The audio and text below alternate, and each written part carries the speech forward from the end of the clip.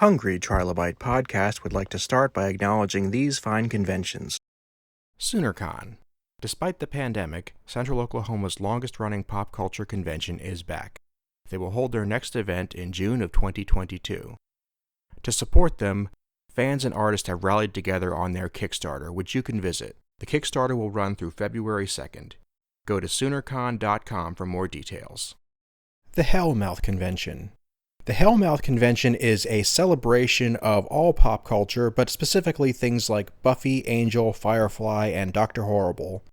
It is held in Los Angeles, California, and the next event is scheduled for June 3rd through 5th, 2022.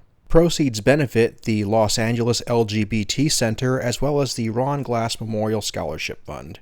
For more information, go to thehellmouth.org. On tap today, we have Allison Church. How are you doing today? I am doing well, thank you. I'm so glad to have you here. We have had so much fun the last couple of weeks because, first of all, I've been reading one of your books. Been having a great time. It's Dark Passenger. Oh, good. It's my favorite. It has made my commute much more pleasant.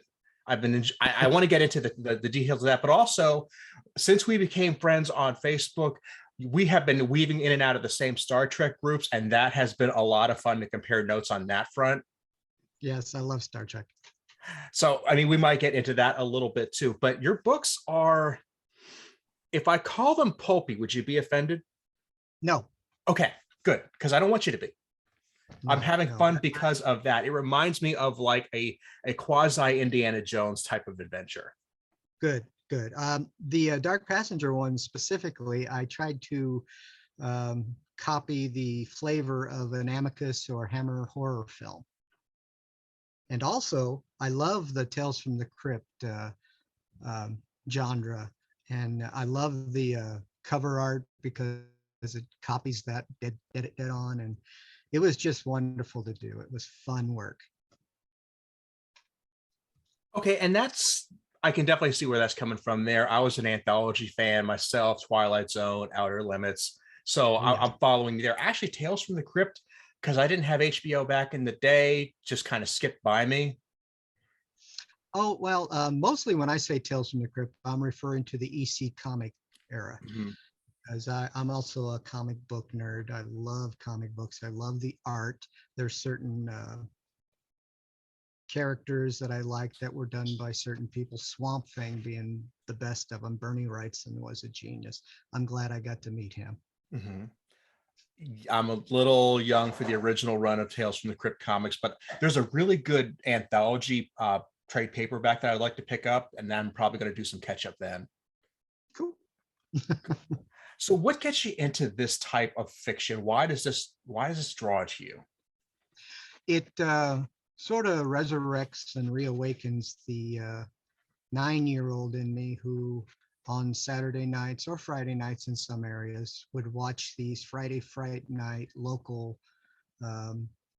TV hosts that would introduce you to fantastic movies, although B-C rated, were an adventure to someone who didn't really know what life was at the moment. And it's a good way to pass a Friday night. And some of them scared the gajeebies out of me. And I love that feeling. I never did. And I think that's why Crypt wasn't my main draw, because I would watch Twilight Zone and that would be compelling, but it wouldn't be scary usually. There were a couple episodes that definitely crossed the line. But why do you like that feeling? What is it about it? Yes, I like the alertness and the primal instinct that kicks into place once you're afraid. Everything becomes keener. You wrap your knees up like this and kind of peek at the screen. You know what's going to happen. You're scared, but you want to watch it because there's either a character that you invested your time in or you identify with, or in some cases like me, when I'm watching a movie, I will imagine myself being one of those characters and try to vicariously live that plot while the character is enacting it. To me, it was that made television more three-dimensional for me when I was a child. Still does today. In Dark Passenger, there's a line, and I'm not going to get the wording exactly right, but you're saying that a worker works faster when they're afraid, or they work more concentrated when they're afraid. I'm thinking that's where you're pulling that experience from. Yes, yes. There's not a one of us who at one time or the other had a job that they either loved or didn't particularly like. But the minute the big guy walks in, you pay attention because he's the one that signed your checks. You actually become more keener, you work faster, and you try to smile a little bit more, project a little bit more. Why we do that, I couldn't tell you, but it's an exciting feeling sometimes, most of the time. Yeah, I definitely see that. It's the idea of having something primal in a setting that is, now we have this very romantic idea of what the Titanic was, which is the setting for the book. Yes. And to mix that up with some horror, that's very clever. I like turning ideas on their head. So do I. I like seeing things from a different angle. Mm-hmm. And so, before you wrote the book, is there a certain reason you picked that particular setting? Well, I had got the inspiration for it back in the 80s. Yes, I'm that old. I am too. It's okay. Yeah, it was about 1985, and this was a couple years after we discovered the wreck of the Titanic, which the discovery itself made my, imagination go wild. There was a live television program that was on. I was living in Los Angeles at the time, and it was hosted by the late great Telly Savalas, and it was called Return to the Titanic. And they were talking about all kinds of artifacts that they brought up. They were getting ready to open up a assistant purser's safe on it, and my mind was just going crazy. And then Mr. Savalas mentioned an old tale about the curse of the mummy's case. I did not know, but there was a mummy's case that was supposed to be on the Titanic in the cargo hold going to the New York Museum of Natural History.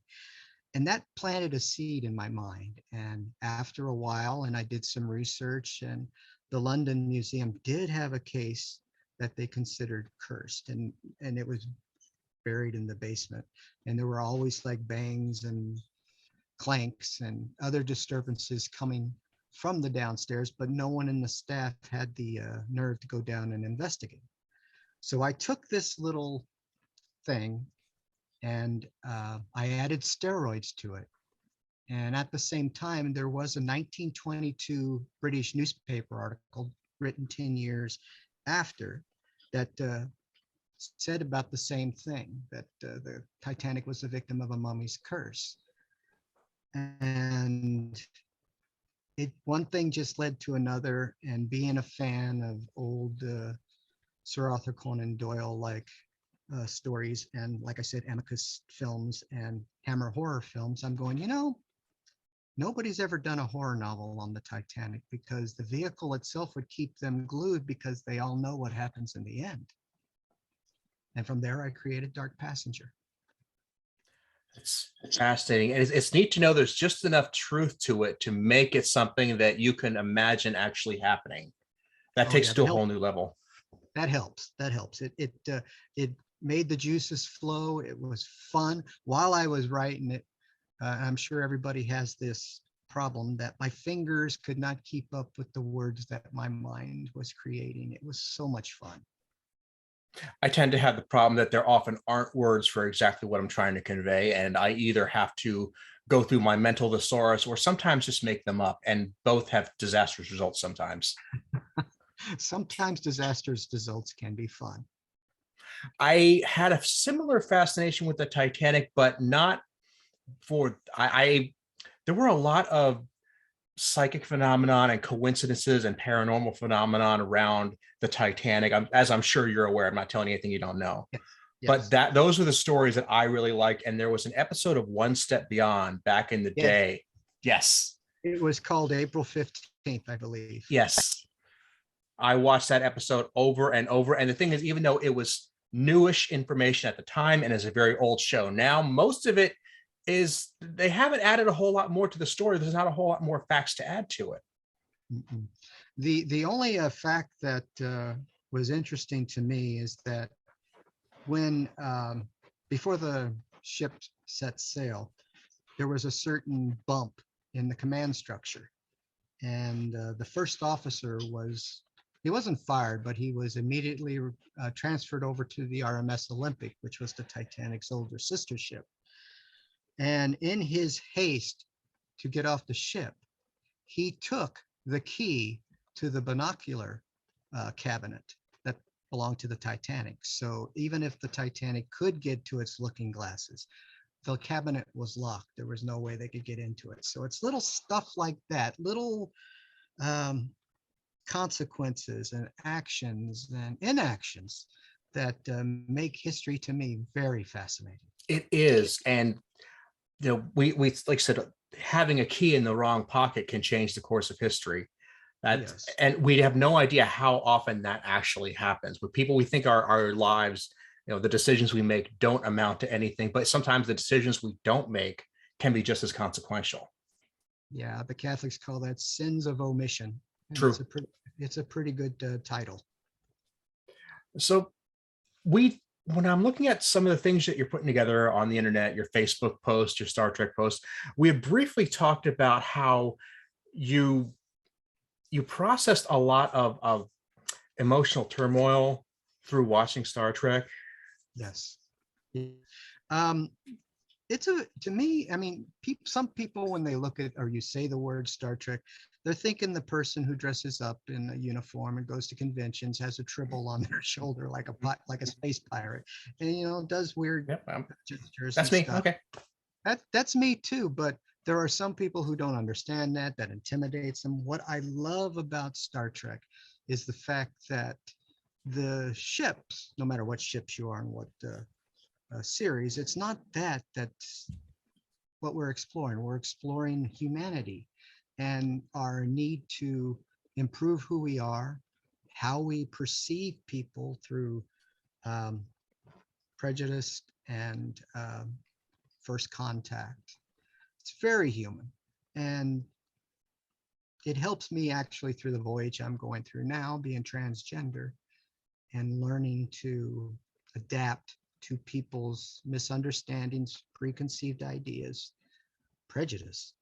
And sometimes they're just afraid because they do not understand, because their gender is what they were given at birth. This is the status quo. This is what you are. And to have someone come along and go, no, it's a redo time. Let's hit the button, reset button again, is an alien concept to them. And I like living those strong conflicts and emotions vicariously through fictional characters. And when we do that, it gives us some freedom to deal with some of the best and worst parts of our lives, because we're freed from the idea that these things have consequences. Yes, and it's also a very liberating thing that while you're watching this through the character, it's not really affecting you, and the cause and effect of the storyline and how they perceive it and interact in it is an unknown adventure, but at the same time, you get it. Mm-hmm. Or just pick one example out of the mist here. The end of Wrath of Khan, when Spock is, dying and Kirk realizes he's dying, and they have that moment that I'm about to lose my best friend. I'm watching this at 9 years old, and I've not had that experience. But I cried. Sure.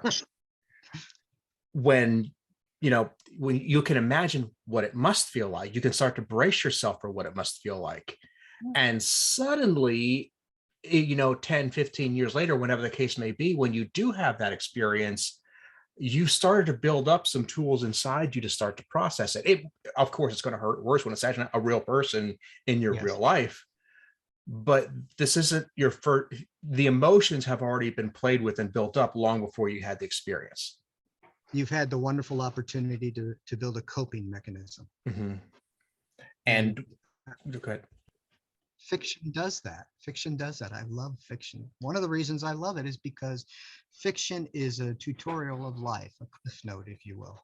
I like that. You're getting to the point where you start, especially with Star Trek having these different worlds, these different peoples, where we just completely redefine what life is over and over and over again. It's a way of making us think, if I was in this completely different situation, how would I react? We ask ourselves that with almost every episode. Oh yeah, well, that's one part of the human adventure. I mean, discovering who you are, how you cope with it, and suddenly realizing that you have the mechanisms to survive, even if you did not, possess them, is it's a wonderful thing. And it's stuff they cannot teach in school. If they could, I'm not sure I'd want them to. Because No, when it no, comes to how to live your life and what life's about, I don't want somebody standing in front of 30 kids giving that answer.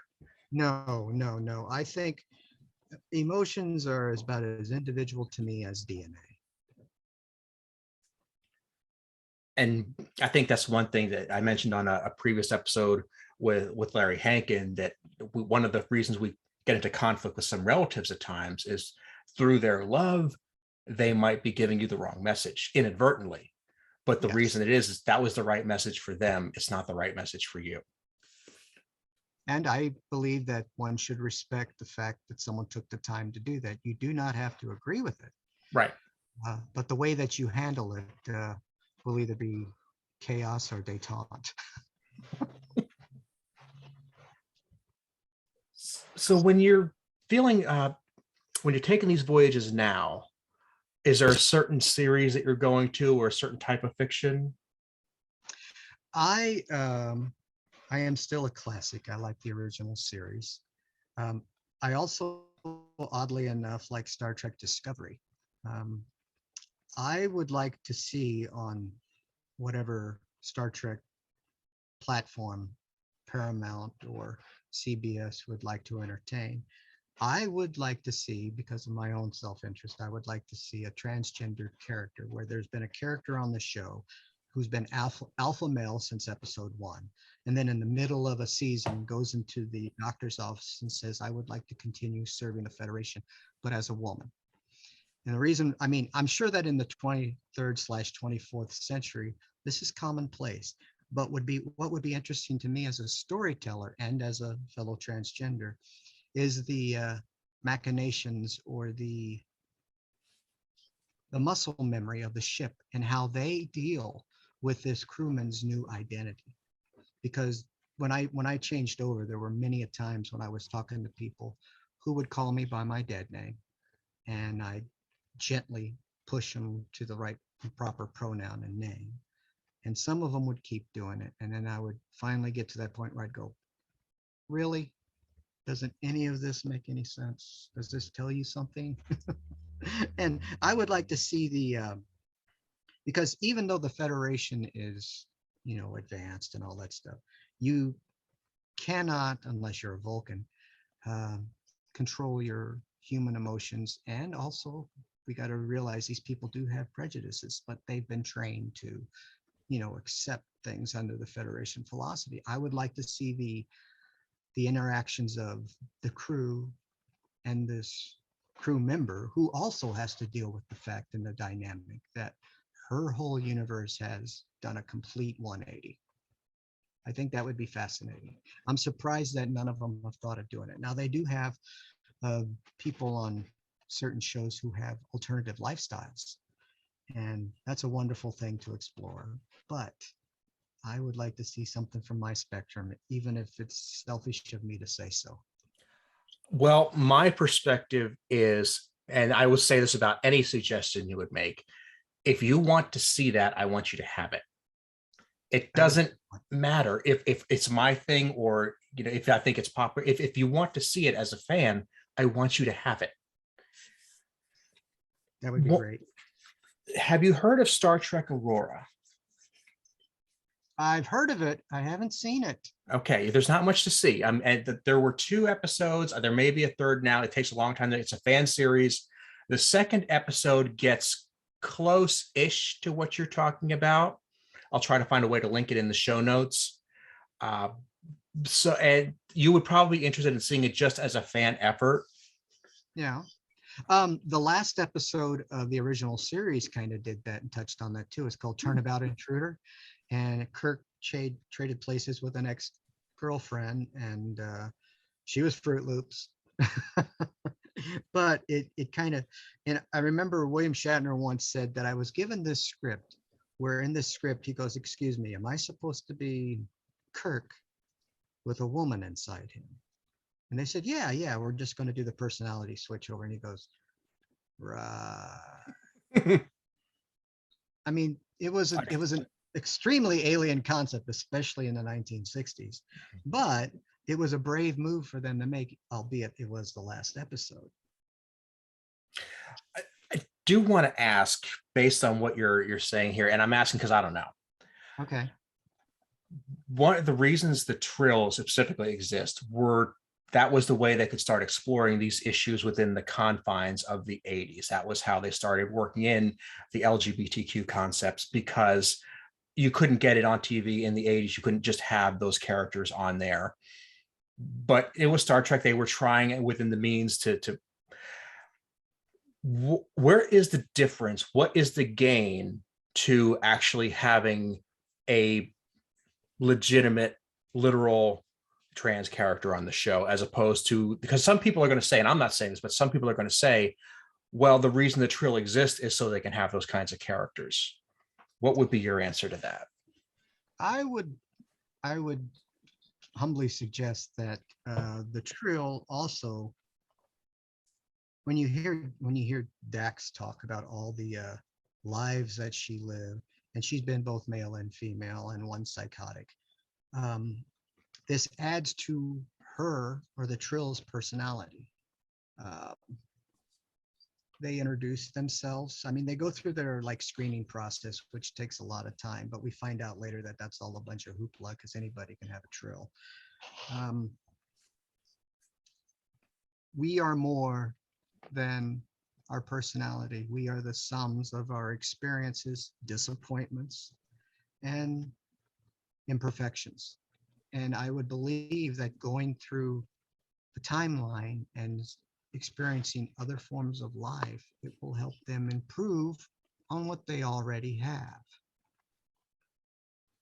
Makes sense. And again, I'm asking because I legit don't know, but I think it's a good question just to kind of clarify why we do want these characters on there. It's a form of allowing, I think, people, there's somewhere right now watching TV, there's a child who deeply wishes, through concepts we don't understand or grasp right now, but they want to escape.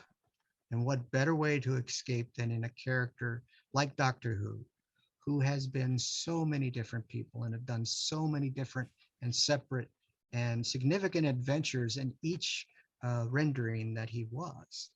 And to accumulate all this experience and be so, I'm not going to say godlike, but all-knowing, kind of like Zeus or Odin, someone who, it's human nature to look towards someone else and say, how can you help me? What should I do? What are my options? This is just above my head. Can you give me some kind of answer? I really do think I wonder what it's like, for a kid today to be watching something like this and to start to soak up all this information, to start to soak up all these possibilities, because kids, they get so intent on it. They take it so seriously, which is a good thing. They really look at it as if this is fact, that this is a literal truth that they're looking at here, because they see what the show is trying to accomplish in very direct terms.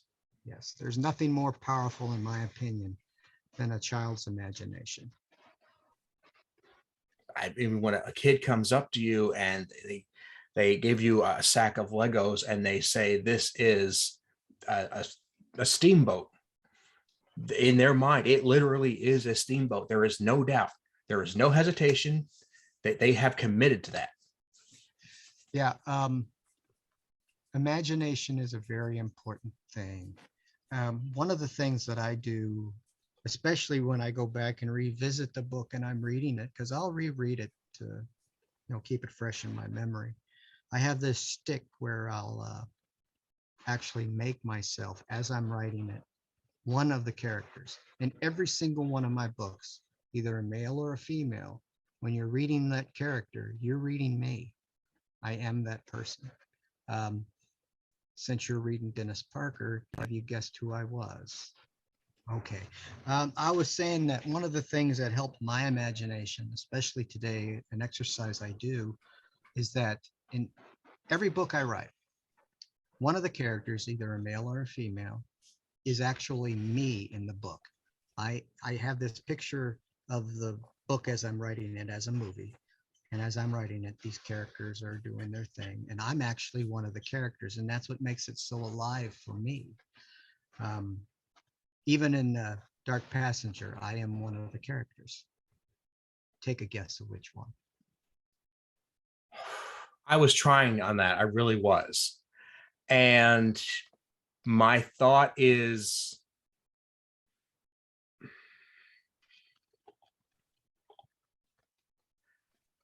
are you the I'm struggling with the names right now.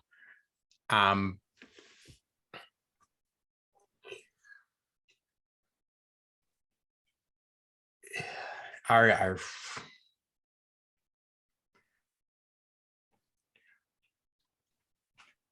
I love it when people do this. okay, I'm glad, because I'm feeling a little embarrassed here. Oh, don't feel embarrassed. This keeps the dialogue between me and the reader very interesting to me. Mm-hmm. You want me to tell you, or do you want to wait till I'm gonna take one stab at it, Okay. only because are you the mummy? No, Okay. too simple. I thought so, and that's why I didn't jump to it. But it's like the really curious, not particularly polite part of me said, "Yeah, you got to go for it. Ask." No problem. I Okay. appreciate that. I appreciate it. Actually, I'm Dennis. Okay. And at that time, I wasn't Allison. I was my dead name. And when I don't know why, it was out of fear, but mostly I did things where I would be the male. And I have that duality that I have to constantly deal with. And that's one way for me to make a separate piece with it. And I think in that book, I think is probably the last book where I was actually a male character in the book. But some of my mischievousness, not so much my cruelty. I consider myself a pacifist, but some of Kari, the mummy, is possibly in me, but mostly the part of her being wronged, which is a whole different story. If you're a pacifist, a gentle-natured person, someone who truly wants to put kindness out there, I don't think it's out of character for you to want to enact somebody who is motivated by violence and cruelty, because you're just processing those thoughts. Yeah, I think Sir Arthur Conan Doyle once said that it is impossible for anyone to create a character where they do not possess at least some of the personality quirks and attributes of that character themselves. And he was a very linear, logical person, and creating Sherlock Holmes was effortless for him. Mm-hmm. Yeah, if it's coming from you, is you're drawing on your experiences, your thoughts, your perceptions, your misperceptions. I mean, I think that's part of the idea, and that's something people don't think of, is that when authors create characters and stories, their mistakes and their misideals become part of that stories, and that's not a bad thing. No. One of the things that I subconsciously put in that book, and I didn't really spot it till somebody pointed it out to me, was the fact that this takes place during what Mark Twain called the Gilded Age, where people worshiped rich people, wealthy people. And the class separation by itself was, a point of the book that intrigued a lot of people. Like one of the main characters, the Scotland Yard investigator, He was on the Titanic, but he was from second class. Mhm. And he had people constantly reminding him that he was amongst his betters and you should watch his P's and Q's. But of course, him being him, he didn't like the wealthy and the pampered anyway. So he was definitely on the wrong ship. I can't tell you how many times I love cruises, by the way. So I mean, the Titanic is one of those things that I do think of with some romance, but people still have the idea that that's the way travel is now. I'm like, no, it hasn't been that way for about a century because people aren't going to pay a lot of money to be treated like garbage. True. And relatively speaking, third class steerage, they all paid what in their world was a fortune. Yeah, it's just interesting that some things have changed so much, some things have not. Yeah. I see some of this, and at the same time, I think just the primal urge to get on a boat and see the world has been the same since we were in caves. Yeah, since the Vikings. I mean, we all want to see what's beyond the event horizon. Which takes us right back to the Enterprise. Yes, to boldly go. I mean, we're looking at this. You talk about the primal urge, the primal fear. It's almost like the things we started off talking about, the Tales from the Crypt being the most basic fear and the complete lack of optimism, and Star Trek being the best case scenario. I mean, yes. Do we really think we can do that? No, but we can try and get closer. Yes. Like the values we have now would horrify us if we all went into a time machine and went back 200 years. And I honestly believe that 200 years from now, the values and the human condition, if they came back to our time, they would say the same thing. We would go, okay, what's wrong with what I'm doing? Because we are a product of our time. Yes. They have the benefit of hindsight. Anybody in the future has the benefit of hindsight. We don't. The only hindsight we have is relative to our past. We can look at slavery and bigotry and all the ugly things that humanity has and go, this is wrong. And we've done things to change it and we're doing better. However, 200 years from now, they'd probably look at us and go, I don't think so, Huckleberry. And that's fair. Yes, but it is very fair. You're right, hit it right in the head that we're a product of our time and we forget how far back time goes. Just to pick slavery as being one example, it's horrible. We all know it's horrible. We're glad it's not legal anymore. There's still problems it created, but yes. It was the part of human condition for 5,000 plus years.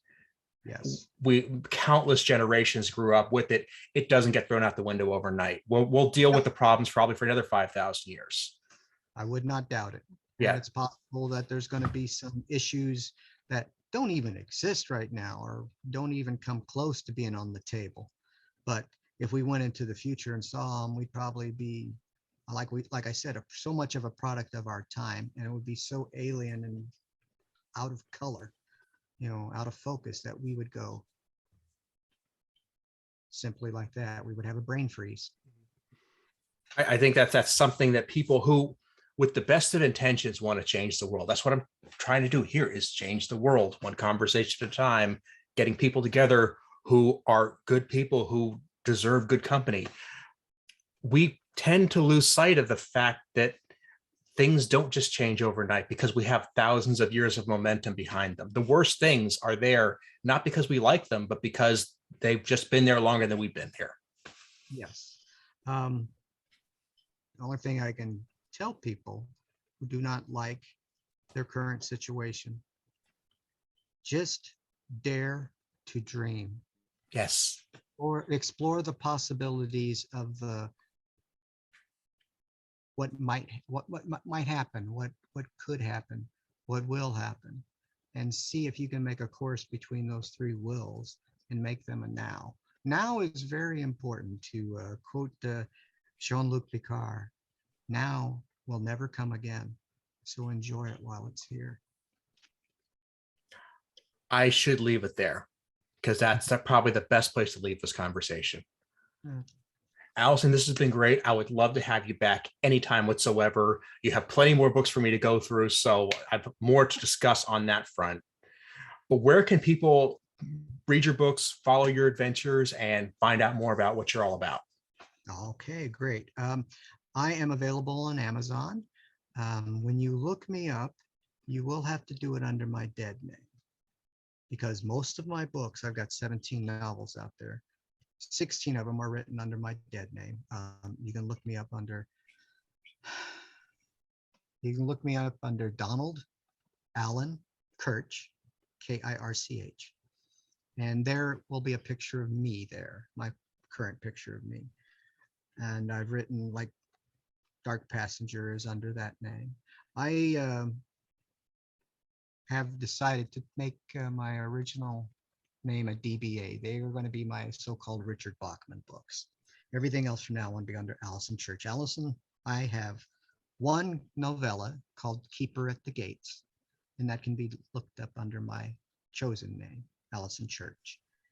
And I also have a website, donaldallenkirch.com, one word. I'm working on getting that changed. But that also has links to all my books. There's book readings on there. There's also book trailers. So if you like watching book trailers, they're all on the front page.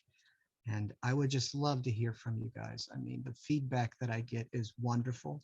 It's marvelous. The support I get for my life choices has been fantastic. Occasionally there's been a bump in the road, but what highway doesn't have them? And be the best that you can be.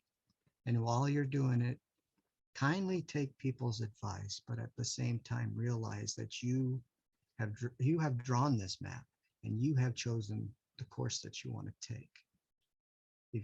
If you believe in those two things, anything is possible. Thank you so much for being here. I've really enjoyed this. Let's have you back as soon as we can. All you have to do is ask.